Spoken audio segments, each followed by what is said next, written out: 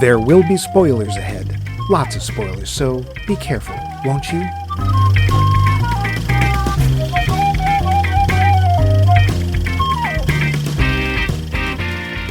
It's a new era here at Max Mike Movies. We've got over 300 episodes under our belts. With that accumulated knowledge, we've developed a new process called pre-trash, TM, where we can predict when a movie will be total garbage before it ever comes out. It's simple. Max and I connect ourselves to the Bumpometer 3000 and, with our finely tuned brains, predict the film's appeal. And it never fails. Well, except when Max doesn't agree with the correct outcome. But no one ever sees that. We just toss it because, well, it's irrelevant, right? Hey. I mean, what could he know that I don't? Nothing. Wait. The bumpometer's dinging. Weird. I didn't even think it was connected. Oh, the little fortune cookie is coming out of the machine. Let me crack it open. Let's see. It says duck. Duck? Ow! Max! What was that for? Oh, that was just my analysis of the upcoming documentary, Punching a Doofus in the Head. Oh. I don't think I want to see that. That was my prediction. I don't want... Well, I predict that the first film of our brand new series, Give Me One More Chance, is going to be... Freddy Got Fingered to... No, wait. It's Minority Report. Don't hit... Don't do that. I really hope there's not a sequel to that. We're going to take a second look at films we didn't like the first time around to see if they've grown on us or we've changed our opinions or something similar. Your precogs on this journey are none other than Max. I see the future, and the future is beans. Levine, give us a toot, Max. Beans. They're good for your heart. Are they? The more you eat... Oh. The more you... Oh, dear. Line? Kirsten, honey, we're filming. No. And I am just Mike Groundhog Loose. Mike Groundhog Loose. Mike Groundhog Loose. Ooh. Uh-oh. The record's stuck. I think I see my shadow. But before we get to the movie, we got to get to your answers to our... poll question. If you recall, recall, we asked you what movie you wish you had never been released, and these are them films. Vince, Master of the North, Shoveler of Snow, and Penguin Leavings sent us, quote, "This is an easy poll question for me. I Spit on Your Grave is a film that I hate exists at all." Oh, boy. I've heard of that one. I heard of it. I've never seen it, and now I never will. When the VHS copy broke at the video store I managed in the 80s, I refused to fix or replace it. Oh. It's just an excuse to brutalize a woman for 90 minutes, and think it's okay because she gets 5 minutes of revenge. It's awful, offensive, and I just couldn't stand the idea of renting it to anyone for any reason, end quote. Wow. Not only hated it, made an effort to keep the public safe, just like the subject of this week's movie. Thanks, Vince. Well done, Vince. The Penguins salute you. Abe Lincoln, time cop. We will do the Penguin salute. You will stop that now. Honk. Stop. My penguin imitation is flawless. Yeah, I'm sure you think so. Back on Facebook, we have Dr. Rebecca Pelkey with a simple quote, "Birth of a Nation," end quote. Ooh. Yeah, that film has a lot to answer for. Thanks, Becca. Yeah. Tyler Stewart was next with, quote, "Liquid Sky is up there. Actually, I've been trying to articulate why I disliked it so much. It is one of the only movies I have ever seen where I've been tempted to walk out. Imagine Repo Man done by a bunch of pretentious artists who just wanted to be edgy," end quote. Ooh, well, ouch. I think I've just imagined it. It hurt, and now I'm not going to see it. Thanks for that, Tyler. Likely, definitely will not see it now. Ian Coleman wrote, quote, "Disney's A Wrinkle in Time. I loved the book, and I couldn't make it past a half hour into this film, and that's the only time I've ever given up on a film. Just couldn't take it," end quote. Yeah, adaptations are always hard, especially when they stink. Thanks, Ian. I take it you are also not a fan? No. That's one bad. Movie bad. Movie go away. Yep. Tony Kellner, noted mystery author, posted, quote, "The second Psycho. Stole from the first, added nothing. An insult to the folks who worked on the original picture," end quote. Yes. Good point. Yes, it was. Yeah, I just got a note from my dead mother. I just moved in. I haven't had time to buy any cutlery. Yeah, thanks, Tony. Who? Dave, who posted an article to support his theory, a very long article, sent, quote, "The list is legion. I suspect that direct-to-video was perhaps originally to blame for a massive increase in low-quality films, but now we have streaming. Blockbuster had data that let it predict sales based on cast, independent of quality, and it became possible to finance by borrowing against predicted distribution revenue. Not sure when that became an industry standard, but my guess is the late 80s. I'd guess he's right. The point being that if distribution pays for the film to get made, it gets released. With streaming, the cost of distribution is tiny. It's like the volume of trash grows exponentially as technology improves." Oh, I enjoy. he's not wrong. No, he's not. I enjoy YouTubers, but not all of them have good production quality. Oh, yeah, that's true. Oh, boy, that's true. Meanwhile, over in Japan, if one includes direct-to-video, the number of films produced each year is in the thousands. Way too many to watch, and lots of absolute garbage. That said, even the bad ones are sometimes entertaining. The only one I am bitter about is the documentary that resulted in the Citizens United case, end quote. I don't think I know that. Oh. Do you know that? I think Citizens United is the one that ended up saying that corporations were people? Oh, if that's the case, then no. I vote no.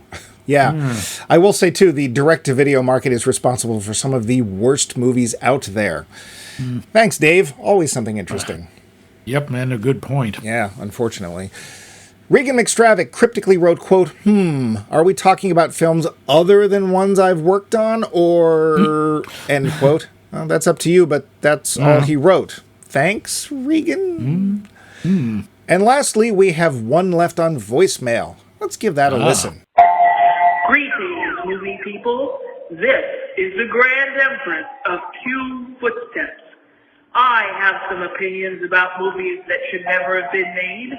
The first, of course, would be D.W. Griffith's Birth of a Nation.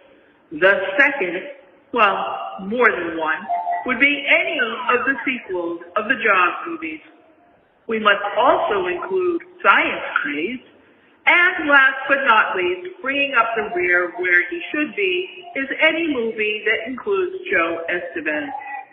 There are so many more I could add. Beaters, Beaters 2, Fungicide, Birdemic, you know the list. I actually kind of enjoy those, but some other people might not. Anyway, those are my lists. I enjoy your show. I hope you enjoy mine. Goodbye. Wow. Well, thank you, Grand Empress. How regal of you. We prostate ourselves before you. Prostate. I think that's what you mean. No. No? Yeah. Okay. Well, that's all well and good, but Max, what movie is number one on your list of I wish they'd never released that? Honestly, it's one that it's not really fair, but I figure Triumph of the Will, the Nazi propaganda film that Leni Riefenstahl did. The worst thing is, apparently, I've never actually gotten myself to watch it. It's a really good movie. It's really well made. But I think the world doesn't. Yeah. Yeah. Apparently, she was a really great director. She just did horrible things. Well, and again, it's hard. Well, I can blame her, but it's apparently not very fair of me to do that because it's like, hi, we want you to make a movie for us. Oh, you mean the people who shoot people you don't like? Sure, love to. Yeah. There's always been more of a question as to how much of an unwilling conspirator she was, but I think we could do without that movie. Yeah, that's a good example. And I'm going to back up Dr. Rebecca Pelkey, too, with Birth of a Nation, because they might as well just call it Racism, the Motion Picture, because... Or, hooray for the Ku Klux Klan, which is what it is. Yeah, so that's... But if we're talking commercial films, probably number one is Highlander 2. Ooh, yeah. It took something I really liked and just said, hey, I can poop on this. Yep. And That's perfectly fair, yes. Another one, Avatar. Really hate that movie. Although, to be fair, it is the reason we're doing this show. Yeah. But, and I'm going to go with a controversial one. I may get mail for this. The Empire Strikes Back.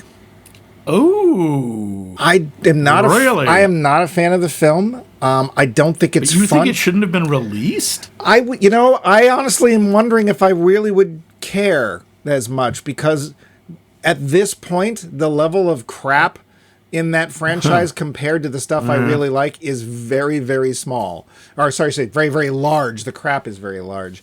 I didn't like it We when don't it need came to know out. about your crap. Thanks. I didn't like it that much when it came out. It led to Jedi, which I really didn't like when it came out. It led to the prequels, which the less said.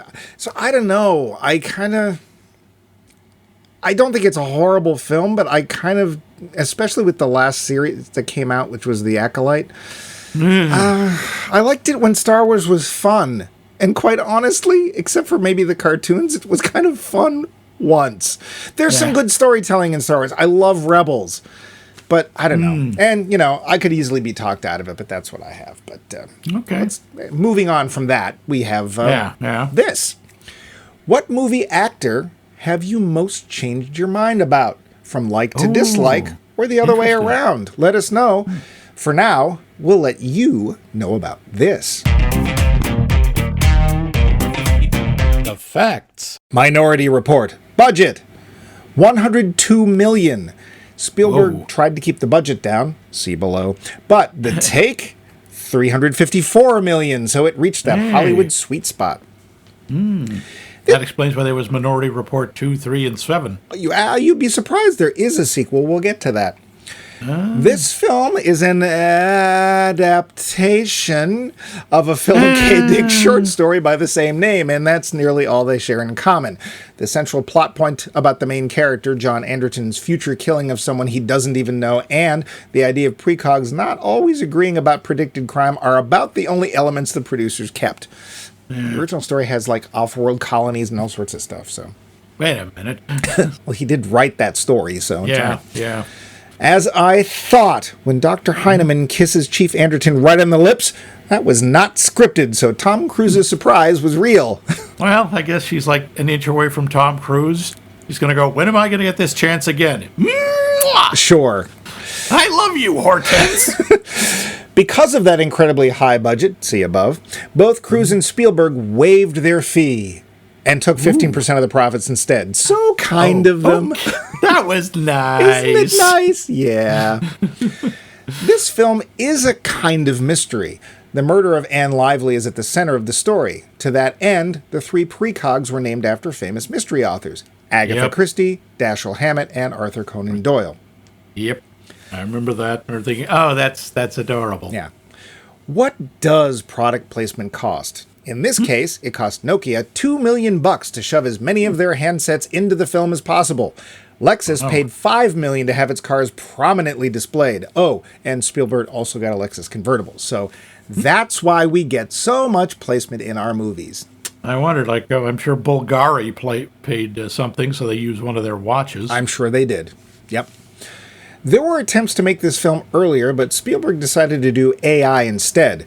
One of the people originally contacted to play Colin Farrell's part was Javier Bardem, but he declined, stating, quote, "I don't want to just run around chasing Tom Cruise," end quote. Can't blame him there. Yeah, he's a spry little fella. No. Oh, Tom Cruise. I thought you meant Harvey. Yes. Yes. Well, I think Javier Bardem could just reach over and grab him because he's about 11 feet tall. Maybe I'd like to see that. This movie sold more tickets its opening weekend than any other film. Wow. Except Disney's Lilo and Stitch. Whoa. I know, right? Okay. Yeah. Okay, that's a strange pairing. Yeah. The story by author Philip K. Dick was originally adapted to be a sequel to the Schwarzenegger film Total Recall, even though the original stories have nothing to do with each other. When Carol Co., the distributor of Total Recall, collapsed, the script moved around and came out here. It came out here. So this whole pre-crime thing is obviously, science fiction, not fact. And yet, there are real-world echoes in law enforcement being used today. Algorithms have been created that help officers predict what areas of various cities and when crime is most likely to be committed and patrols are shuffled accordingly. Composer John Williams was busy this year. Besides The score he composed for this film, he also did one for Attack of the Clones, Harry Potter and the Chamber of Secrets, and Catch Me If You Can. I guess Spielberg was busy too. The busy little bee, isn't he? There was a sequel to this film, a short-lived TV series called Minority Report. That's right. It followed the life of Agatha after all of this happened to see just how she adjusted to a more normal life and her continued visions of the future. It ran 10 episodes in 2015. That could have been interesting. And of course, it would have meant that it was Agatha all along. What do you mean? Sorry, see WandaVision. Oh, right. Yeah, that's... yeah. Well, and so much more, but we have so much more as well, so let's get to that plot.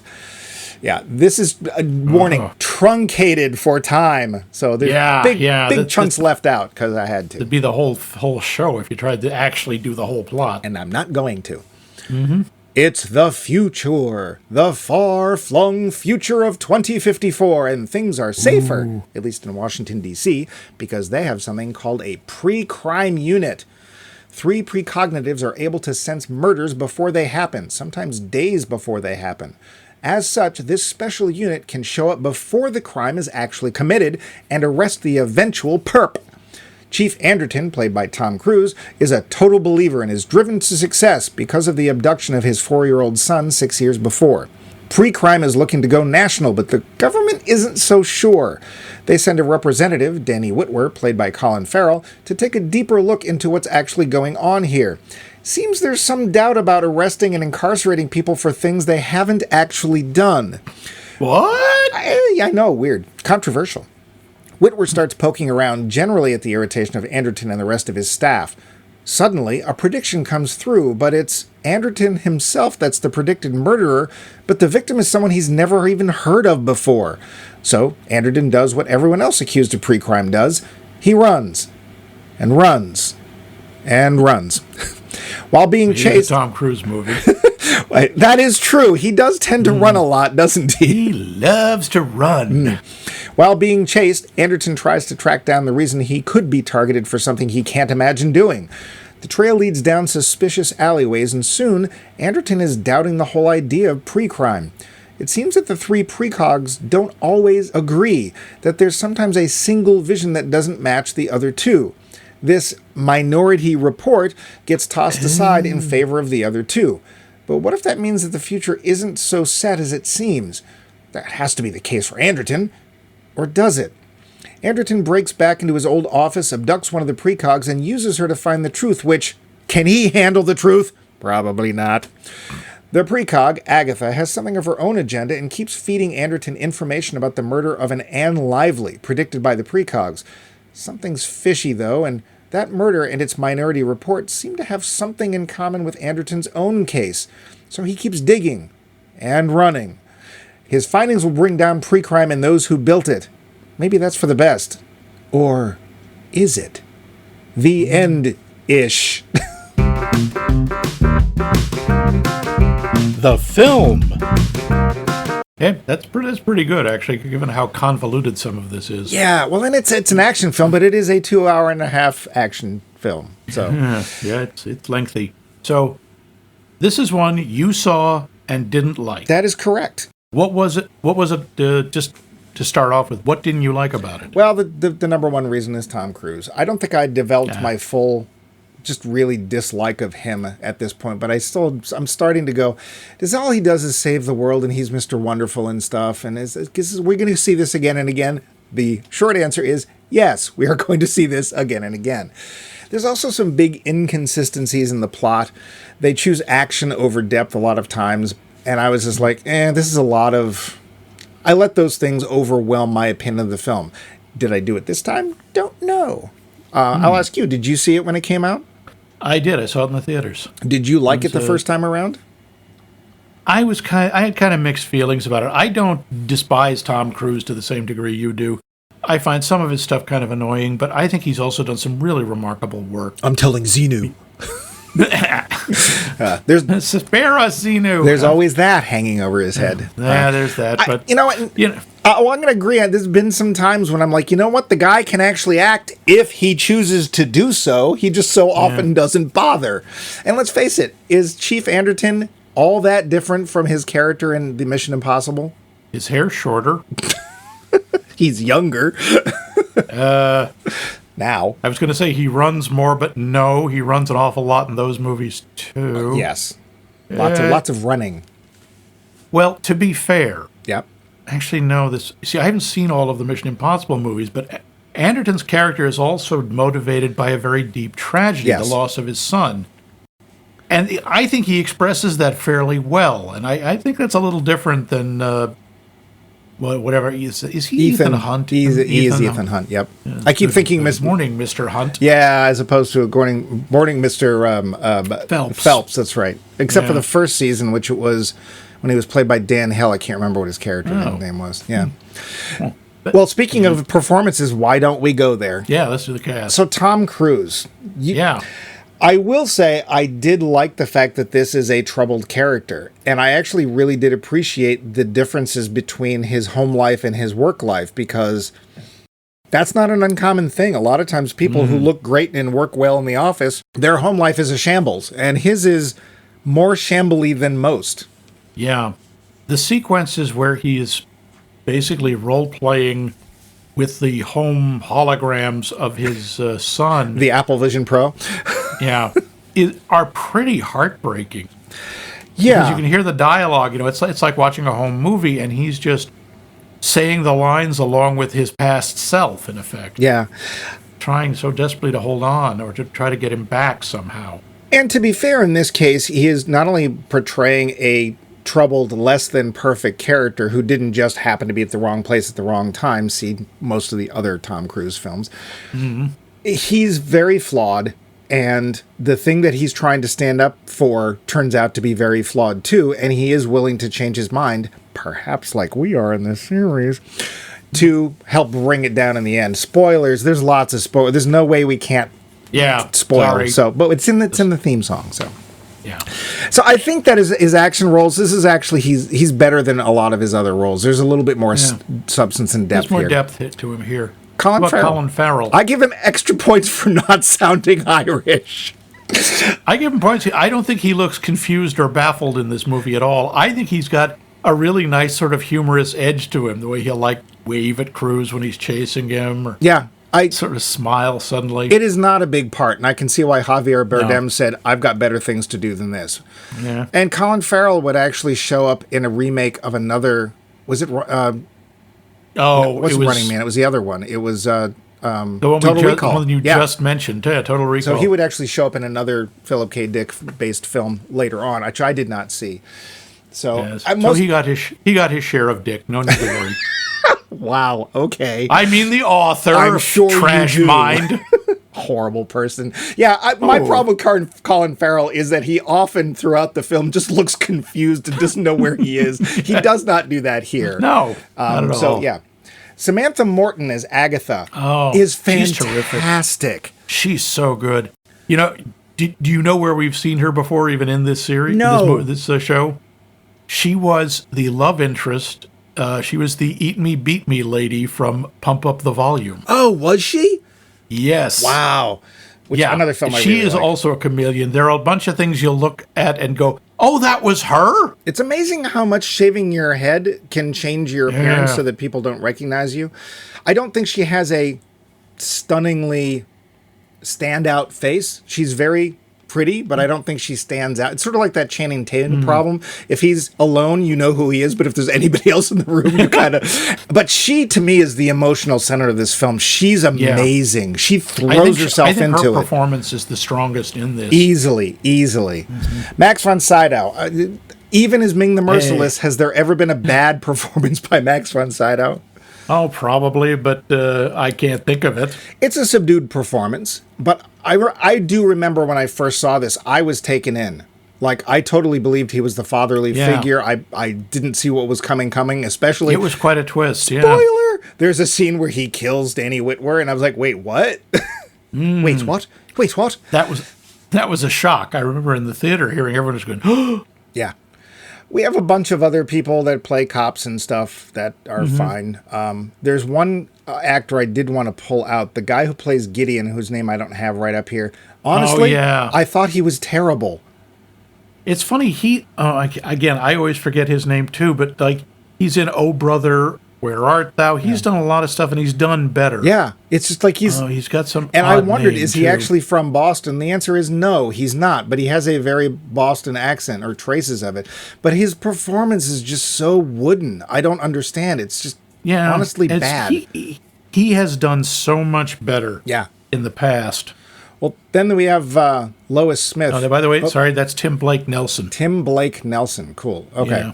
So there is a Dr. Heineman who turns out to be the creator, the surprise creator of the precogs, and it was not something she was actually trying to do. She's basically walked away from everything and now makes ambulatory plants, which... she's turned into the Batman villain Poison Ivy, basically. Kind of, except she's way, way more interesting. Yeah, she is. She's very creepy and very strange, but also absolutely fascinating. She is, and she has a 5-minute scene with Tom Cruise, at which point she, like you said, basically goes, I think I'm going to kiss that. And she does. That's Lois Smith. I want to know more about her, and to me... that is the mark of a really good character / small part actor, that they don't overwhelm a scene they're in, but they give you enough that you're like, I want to know more. And I really like that about her small performance in this. Mm-hmm. Do you agree on that one? I do. I think she's terrific. Yeah. And she is. I was sorry. I always wondered if there were more scenes with her that they cut because the movie was getting too long. There might have been, but quite honestly... she just disappears, and she'd be kind of a useful witness. Yeah, I think that thankfully they leave the whole court battle or whatever is going to happen out of it, which is good, because we didn't need that. There's enough running to take it, because there's a lot of running. Yeah, you didn't need to add courtroom drama to this. So I want to say, in general, except for that guy playing Gideon, who's just inexplicably weird. I don't know if that was him or if Spielberg told him to play it a certain way, and he just went, "Oh, okay." There's one other actor I do want to mention. Sure. One of the cops, her name is Ivana, and she is played by Jessica Capshaw, as in the daughter of Kate Capshaw. Oh, you mean Steven Spielberg's ex-girlfriend. Did they never get married? Yes. I thought they were married. I think they were married. I think technically he considers her one of his kids. Because he has quite a few. Like Jet Lucas. I'm sorry, Jack Tono Lucas. No. Yeah. It's Jack. I know. Eject. So in general, I think that the performances are ranging from, well, just ignore Gideon, from good to, in the case of Samantha Morton, excellent. And she is excellent. So, yeah. And to be honest, it's a good thing because a lot of the material is kind of silly when you think about it. Oh, there was one person we both forgot. The crazy doctor who replaces Tom Cruise's eyes. That's Peter Stormare. Do I know him from something? Yes, you do. He is Chernabog from American Gods. Okay. He's also Lev, the crazy cosmonaut from Armageddon. And he's the devil from Constantine. He's done a ton of stuff. Apparently a lot of Russian parts. Yeah, well, he's some Scandinavian variant or other. He does a really good Russian accent. Oh. Sure, he's fine. Yeah. I'll get to that plot point. But what I'd like to do from here is I'd like to talk about the good stuff, because I'm watching this again, and there is some good stuff in here. The performance is, again, better than I remember. I think there's this opening thing where we see Chief Anderton, Tom Cruise, sifting through all of this video. I guess it's evidence. Is it evidence if it hasn't happened yet? I don't know. But we'll get to that. He's conducting a symphony, and it is very elegant. It's a little overdramatic. I don't know how practical it is. The whole idea of the gesture-based operating system looks really cool, but I have in my notes, what happens if you accidentally have to scratch your ass? What if you sneeze? Yeah, you sneeze. Oh, crap, I just deleted half the files. It looks cool, but honestly, it doesn't make a lot of sense. Probably not in the long run. I think one of the reasons that they do it is to heighten the idea in this particular case that they don't have a lot of time. And it would be actually quicker to do a bunch of gestures than it would be to go click, click, click, mouse, mouse, mouse, stuff like that. That initial sequence where he's trying... The whole idea is they get, in effect, scattershot images from the precogs of a crime that has not happened yet. And they have to use these images because they can't control what the precog sees. They have to dig through them as evidence and try to figure out where is this happening. They know when it's going to happen. And who. But they don't really know. Well, they know who only if they can see the faces. Right. So, and the whole idea of there being precogs is, I mean, it's space magic. Let's and it was in the story too. In the story, it was actually mutations as opposed to this drug-induced thing. But we'll get back to that part. So, it's the tech too in this film is very, very cool. The design, the cars are awesome. Cars are great. The whole magnetic highway thing, which honestly makes driving way more dangerous than it is right now. I was thinking, he gets out of that car way too easily. If you could do that, people would be dying daily. Well, and they go straight up and down, and it's like, yeah, I get it, you're running out of space, but what happens if there's a power outage? But anyway, it looks very cool. The little tech devices they've got are very cool. A couple of them are very silly. We'll get back to that. But the tech is very cool. One of the things that is very refreshing, the whole idea of pre-crime, how it works, what it does, how they work, we don't get expository dialogue. They just do it. It is so refreshing to just see it. And I thought that was very cool. And it grabs you and pulls you right into the movie. So I thought that was a great way to open the film. I think, as I mentioned earlier, there's a great contrast between Anderton's home life and his work life. He's all together and in charge and stuff at work. Not a hair out of place. And then at night he goes running for drugs. And then... Yeah, he buys drugs from horrible, sleazy, eyeless people and... Sure. Watches endless loops of home movies of his lost son. Yeah. And as far as we can tell, that's his entire home life. And I got to say, his wife is ridiculously understanding, because there's one point where they talk to her later on and she's like, it was nobody's fault. I don't blame him. And it's like, I can totally understand why both of you would blame him, because they were at a pool. He ducked under. He was still responsible for him. But for like 20 seconds. I know. Or was it 2.5 hours or whatever, 20 minutes, or whatever the whale can do. I don't know. Yeah. But I can totally understand why he would feel responsible. And I think in a lot of cases, a spouse would at the very least secretly feel that he was responsible too. Yeah, on some level, she couldn't help it. It would just be human nature. And that whole idea, that's a very powerful moment, because let's face it, that is every parent's nightmare. Yeah. That you take your eyes off your kid for a second and they're gone. And the sad thing is, like when you and I were kids, that wasn't a big deal. We'd just go wandering off all over the place. Yeah. Bike helmets, none of that crap, and we'd just all show up. Once in a blue moon, like some other city somewhere, you'd hear about some sort of child being abducted. And now these days, I don't know if it was more prevalent then and we just didn't know about it, but it is much bigger fear now than it was, I think, when we were kids. Yeah, I think that's true. I don't know if it's because the fear is more realized, or we just hear more about it. Yeah. I think it's interesting that this whole thing, this pre-crime thing, which we get to see in action, is almost instantly shown as being potentially flawed. And that there's a moral question about that really early in the film. And we spend most of the film... There's a huge question about it. They are arresting people and locking them up, literally putting them in deep freeze or some kind of induced coma, for something they didn't do yet. Yeah. You're being arrested for something you were probably going to do. Right. How do they get around the Constitution? Well, and that's why Whitwer's there. Like, he shows up as soon as they finish that first thing, which, to be fair, had the guy literally over his wife with the scissors, so, But right after we see it work 100% like the way it's supposed to, they introduce the idea that's like, there should be some questions about this before you go any further than D.C., which, to be fair, is nothing more than a city and has no representation in government. But, so I thought that was actually cool. There have been times when D.C. had an incredibly high murder rate. Yeah.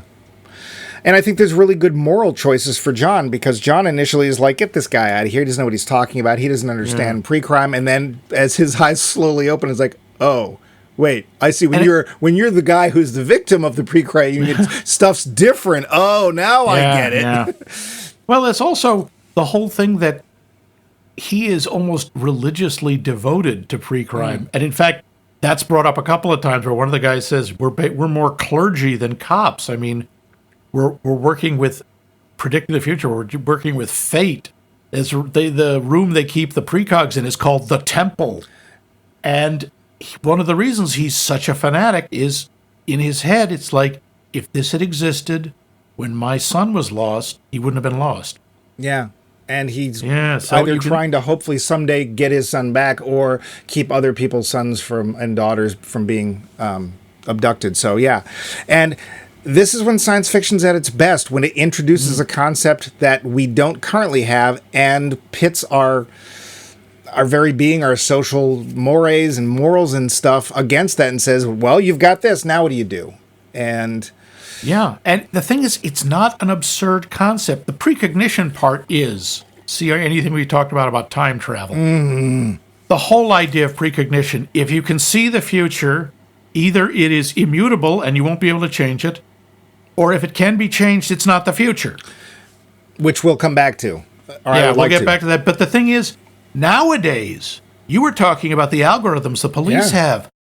There's also profiling, looking at people, checking out data and saying, well, because this person has these behaviors and might have too much melanin in their skin, they're more likely to commit a crime. It's, it's phrenology. It is just as good as phrenology. Pretty much. The bumps on your head will predict that you shall be a criminal.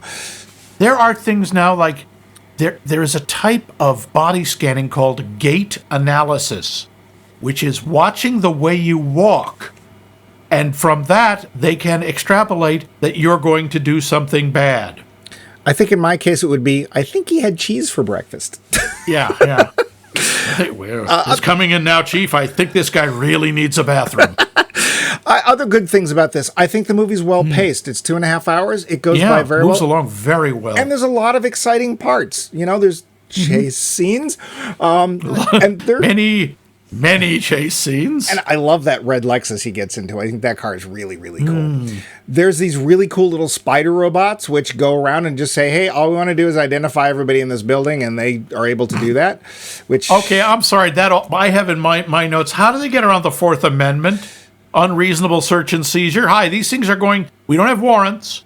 They're going to go into every single apartment in this building and force people to have a retina scan. And those are the creepiest looking surveillance machines I've ever seen. That's because you don't like spiders. Yes, they're literally called spiders. I mean, can you imagine how many of those they must lose because somebody sees one crawl in and just screams and hits it with something?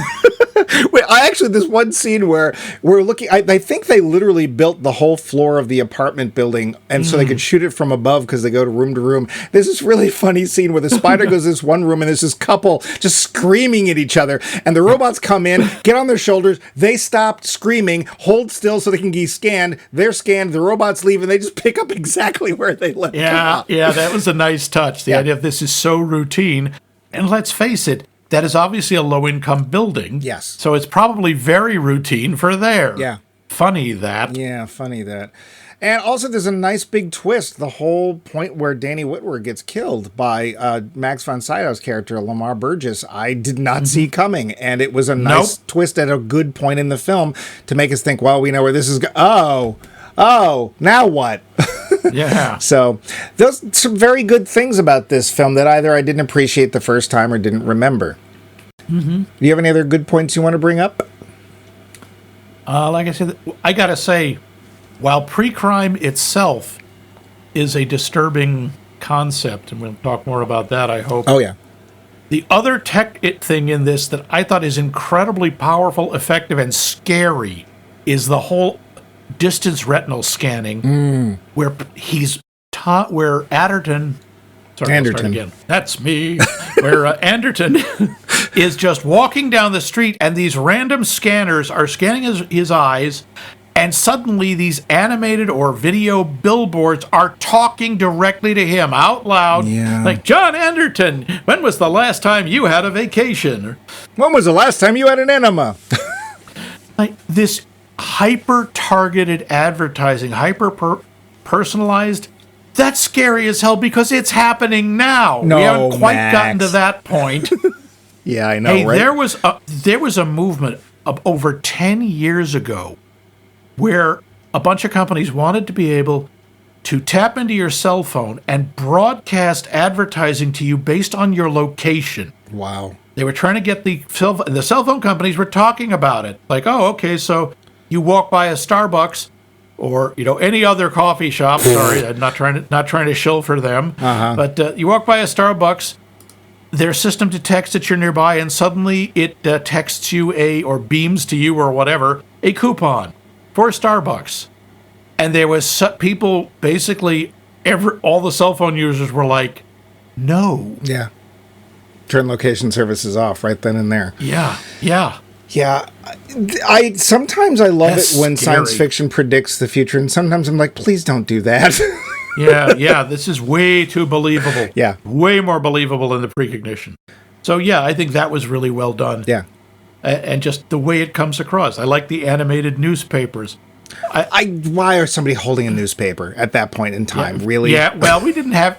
Tablets weren't a big thing. This was made in 2002. Yeah, but we don't have little spider robots that can run around, do retinal scans, and shock your bathwater either. So that was one of those things that stood out to me as a bad thing. I was like, why is somebody holding a newspaper? Really? That's really? true.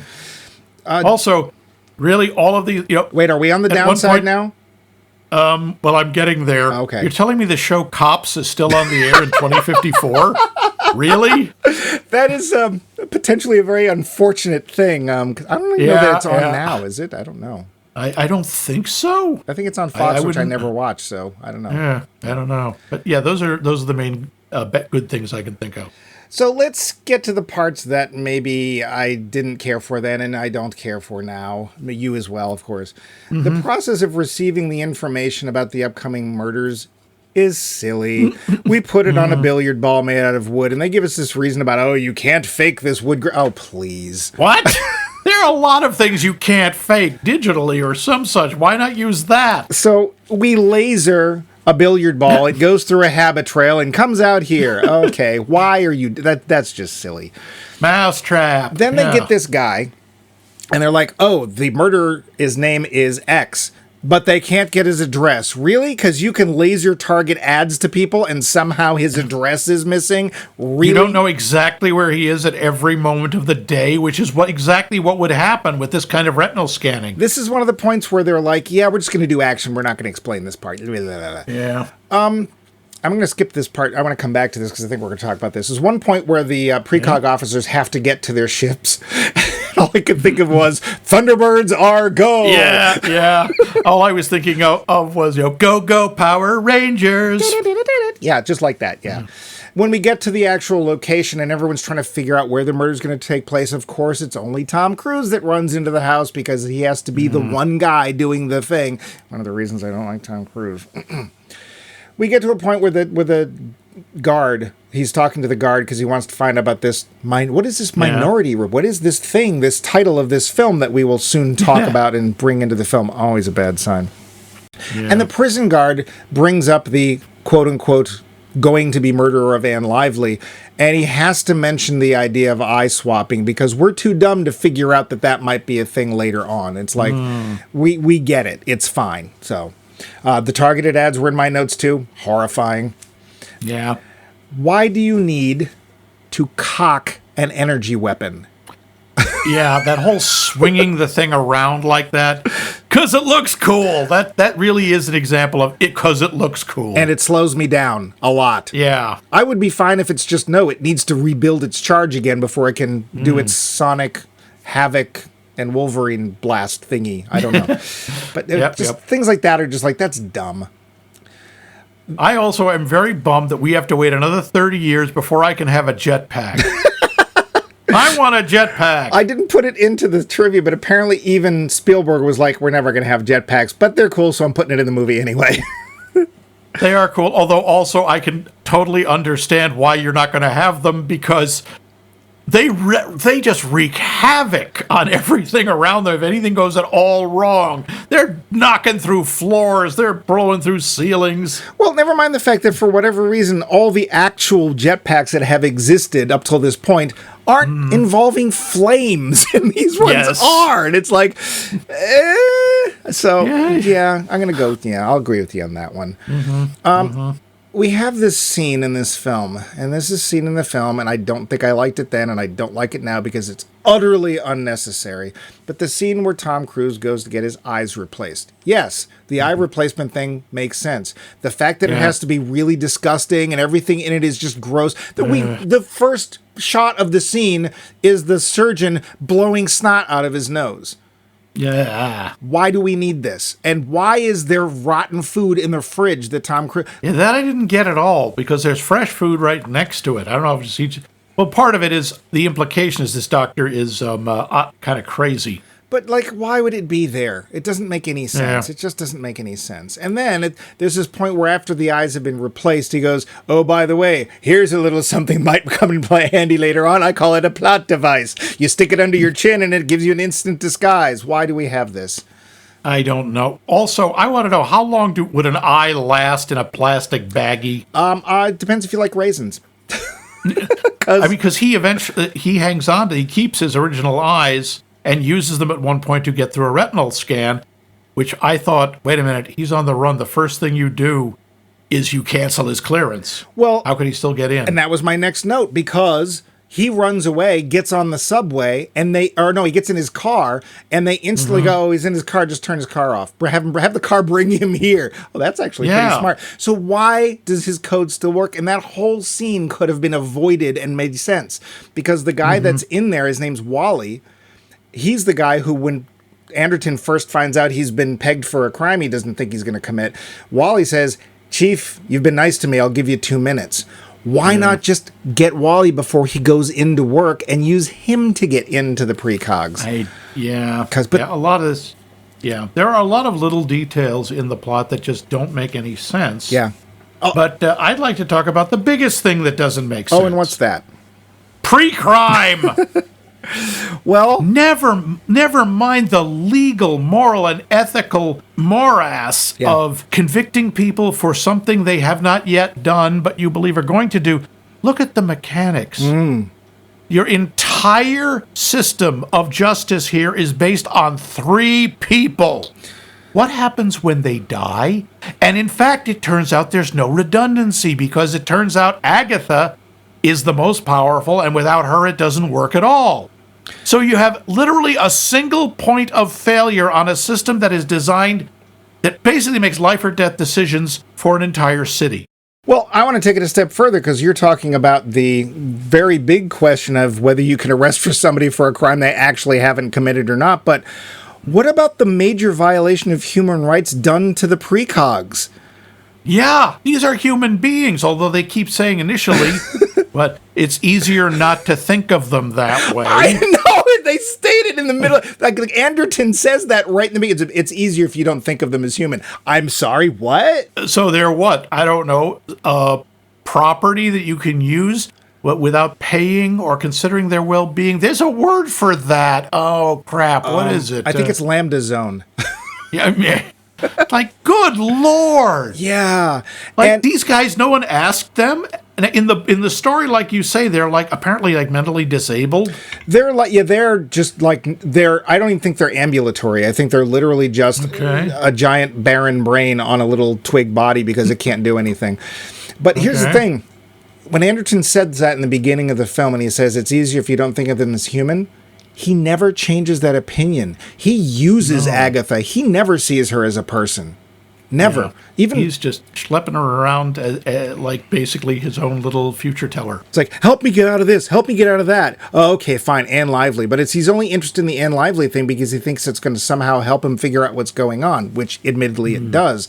But the way they're like, all they do is lay in a pool. Somehow they're still physically fit. You figure it out. Yes. Somehow Agatha can walk. Yeah. I don't know she can't. I'm sorry. Yeah.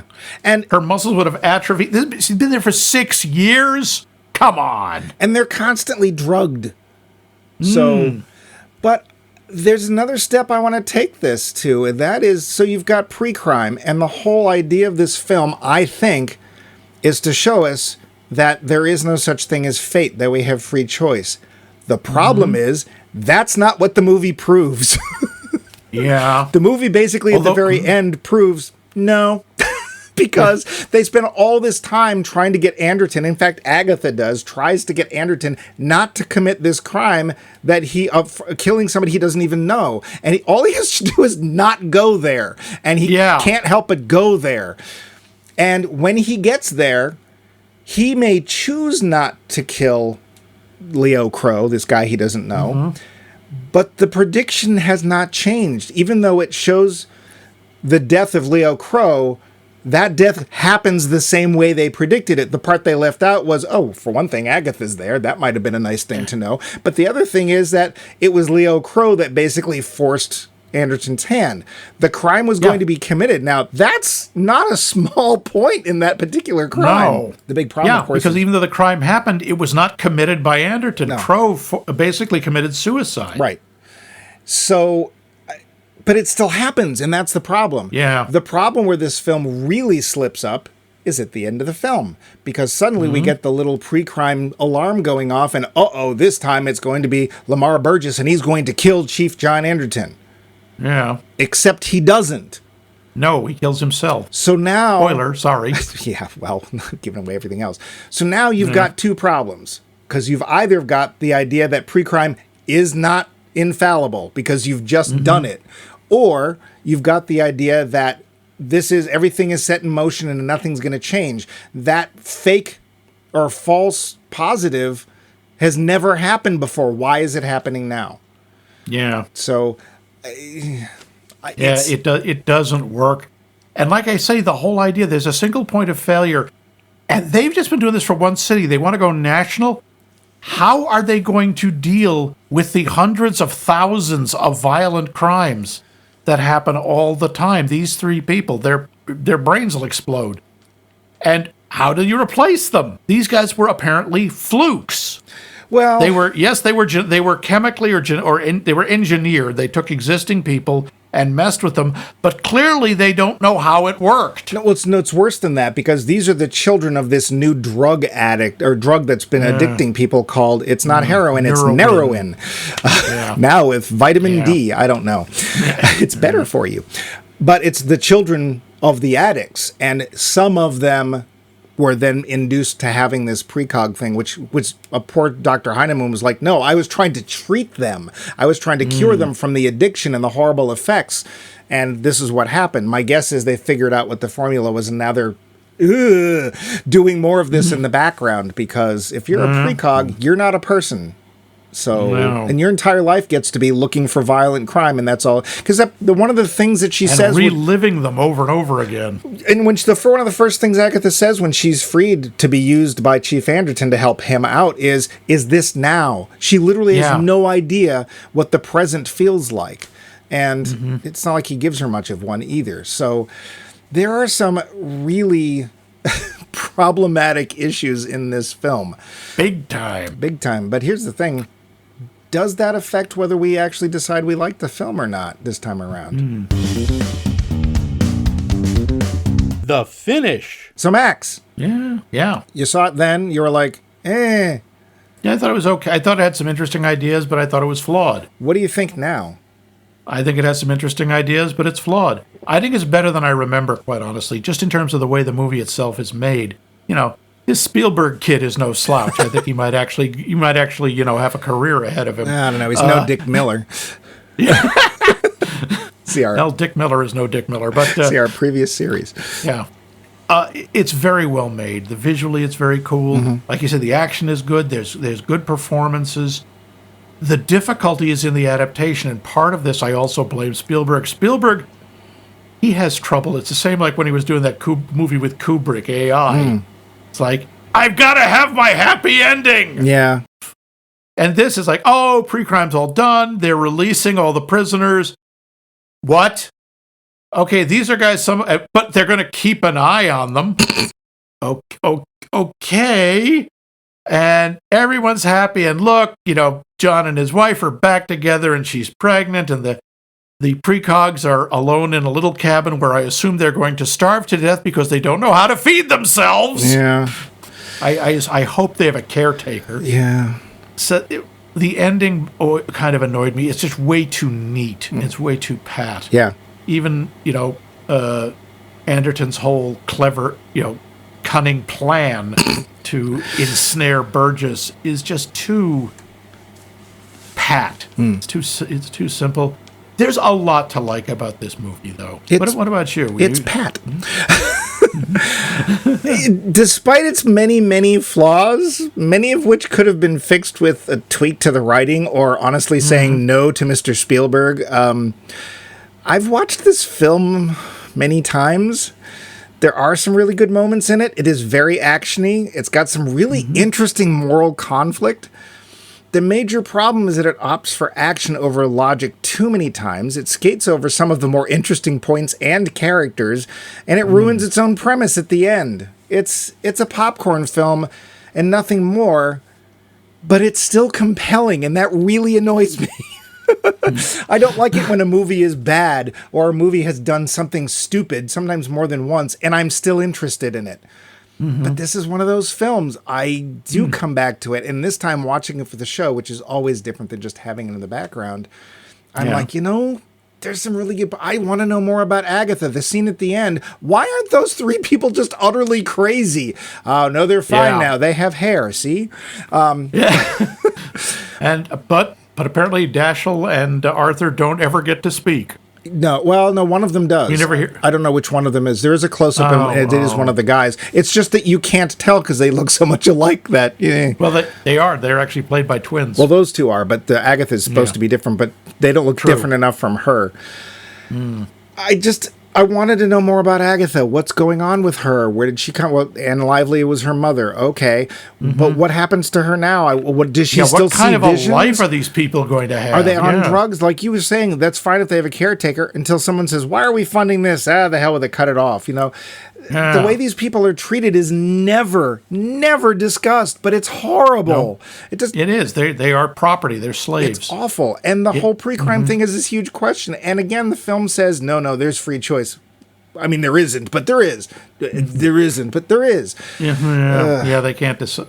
They can't decide. They don't want to be full-on fatalism, but they don't want to say, no, this was a complete crock. Yeah. Here's a big question, though. Would you recommend it? Honestly, yeah, I would. If you're a science fiction fan, I think it's significant. If you like an actor's movie, it's not really an actor's movie, but you do see some good performances, and it looks cool. The effects are cool, and the science is interesting. I think it's an interesting thing to watch. Would you recommend it to people? It's a toughie. On the one hand, it's got lessons that Hollywood keeps learning wrong over and over again, i.e., do enough action, people won't care about the details. It's like, no, we care about the details. It matters. And I honestly think the major issues with this film were not that hard to fix. Yeah. I think it's fair to say no one here is going to side on the idea that everything is written out and fate is number one and people are going to do these things and we can predict this. No one here, I hope, is going to go, yeah, it's a good thing. So make that statement, make that decision at the end of the film. The stupid, gross parts that don't need to be there because Spielberg likes to do that, let's just not do that. Because we don't need to. The whole stupid security about, well, his eyeballs would still work. Never mind the fact that his wife holds them up at the end of the film and it's like, see what I've got? No, I can't because they've shriveled to nothing. They're the size of peppercorns. It's just dumb. The things that are dumb in this film, that's the problem, is that they are so dumb. But did it entertain me? Yeah. Yes. Are you not entertained? Yes. I just wish I wasn't. That's fair. For people who are not as nitpicky as I am, and I know I'm very nitpicky about certain things, I would say, yeah, it's a fun film. It looks great, although it has that weird, hey, let's not have color. Let's not do color. Let's just watch all the color. It's kind of washed out looking. Yeah. I think there's, again, the performances, some of them I loved Samantha Morton. She was great. She's so good in this. So I guess so. I just don't want to. I just want to bring her up again. The bit where they're in the mall and she's using her ability to help them hide. And just little things where they walk by this random woman and she grabs the woman by the arm, looks at her and goes, he knows, don't go home. Yeah. And the thing is, the woman just stares at her because the way she delivers it, you would listen. Yeah. You wouldn't just go, oh, it's a crazy person. Like, what? Who knows? Oh, my God. Well, and here's the thing. You could do a short story about that woman. That's the thing I like about like in Dr. Heinemann. You could do an entire thing on Dr. Heinemann. You could do an entire thing on Agatha being found out to be a precog. There's all these little parts that add real depth and interest to this film. And then we have Tom Cruise running around and going, "No, I'm not going to do it." Oh, I did it. You know what we didn't talk about at all is Rufus, the guy in the pleasure palace. Oh, yeah, he's there. I liked his reaction to Agatha when he realizes she's because he's this total sleazeball. Yeah. He sells induced fantasies and basically super virtual reality.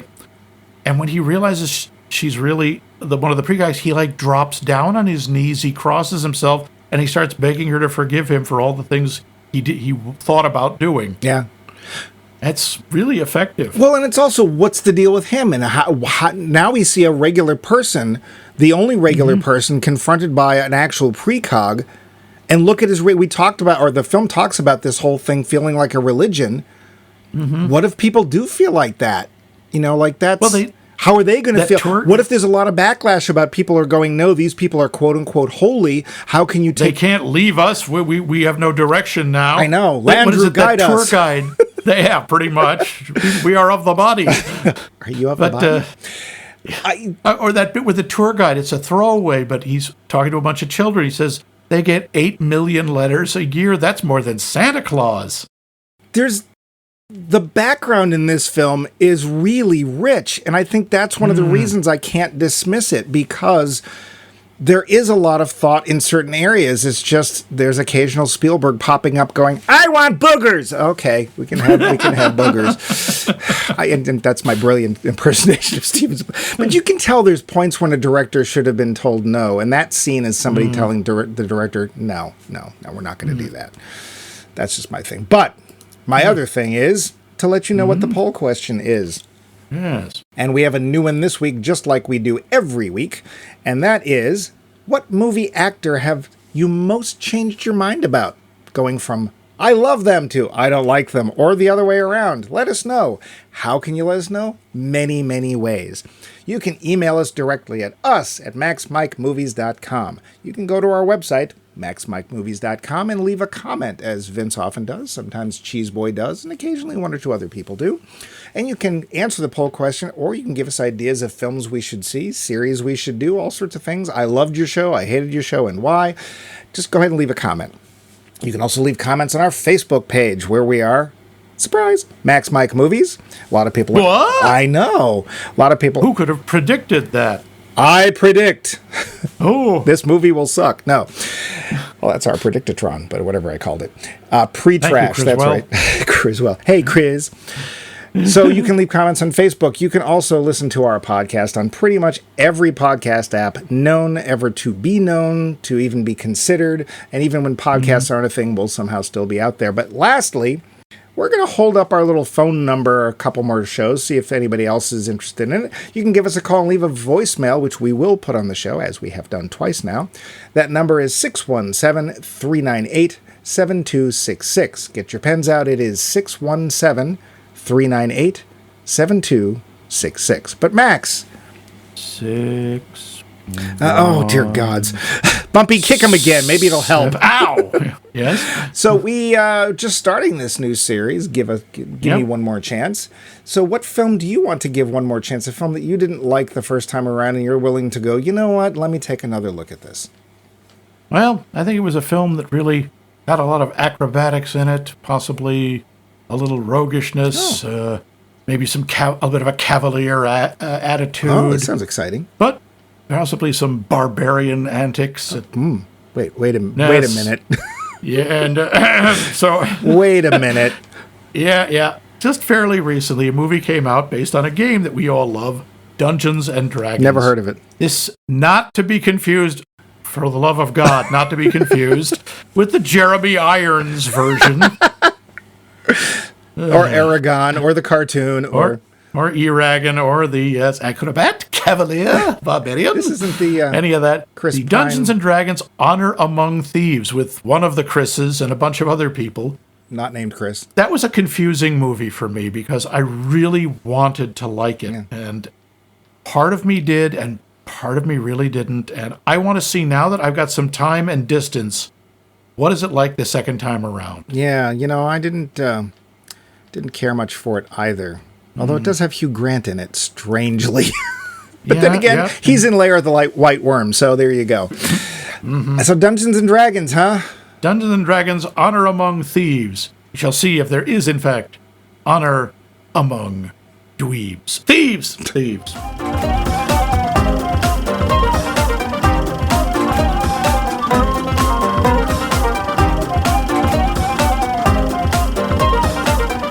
This has been a co-production of The Voice of Max and The Movie Wrench.